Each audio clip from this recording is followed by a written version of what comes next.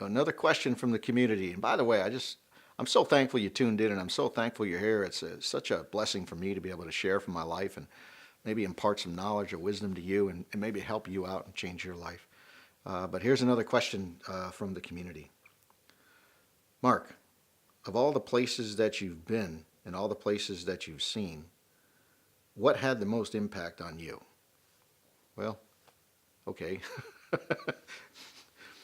For me, I'm going to go into my spiritual life because I've had a chance to travel all around. And one of the things my wife and I like to do is we like to stop in every main town that we visit. You know, she'll travel with me a lot, and we like to stop in the basilica or the cathedral that's in that town. And we like to admire all the hundreds of years in some cases and thousands of years in the European cases of the history and the architecture. And it's always so beautiful, and they're always having a service there that's just so unique and special because of the building and the architecture. So I would say that really it isn't that it's a particular place, but it would be a particular feature that we find across this country and across the globe, and that's visiting basilicas and visiting churches. So cathedral. So that would be that. And let me go to another question here too. Mark, I know that you're a faith-filled person. How did you actually build your faith? Okay, that's a great question. How did I build my faith? I think my faith built me more than I built it. You know, I think that my faith life is such an integral component of my life. You know, I had a conversion.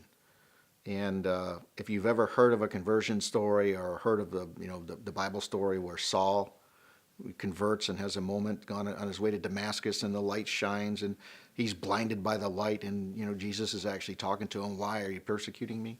Well, I kind of had a moment like that. And that's pretty wild for people to understand or people to believe, but I actually did. And within that moment, I just was able to realize how small I am and how much help I really needed, and that I was living my life the wrong way, and I was heading in disastrous places, and the things I did, the things I said, the people I hung with, the way I spent my money, just everything all together. So I had that Saul moment. So I believe that faith sought me out, really, because I was just a hurting person, and I believe that there was a larger plan in play for my life to do bigger things and more important things, a destiny, if you will, than what path I was on.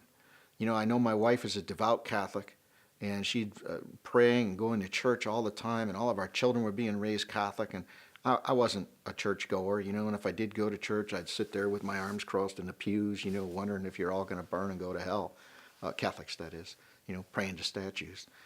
And, and I remember decision points in my life after that Saul moment.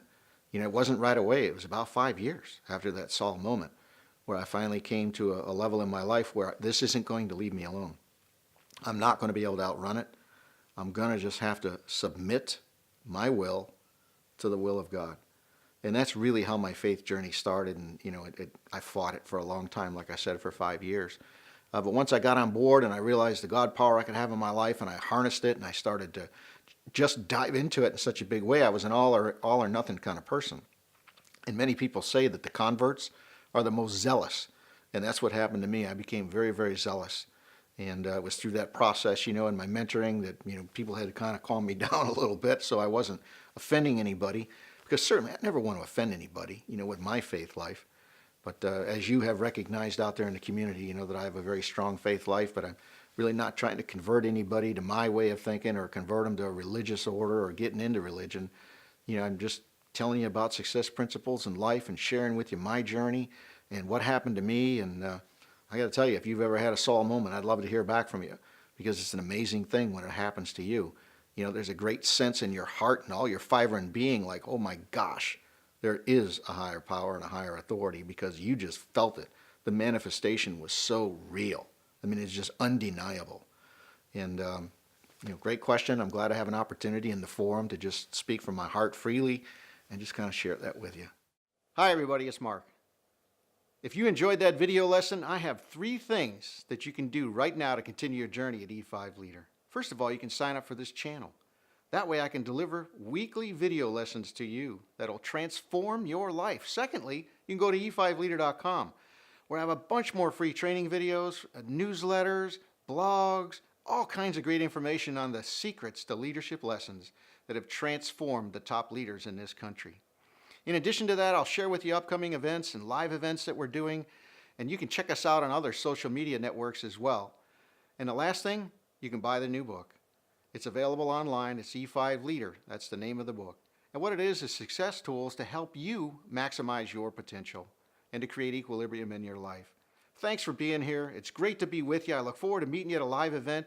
And as I always say, go and grow as an E5 leader and never let anyone steal your dream. God bless you. I'll see you soon.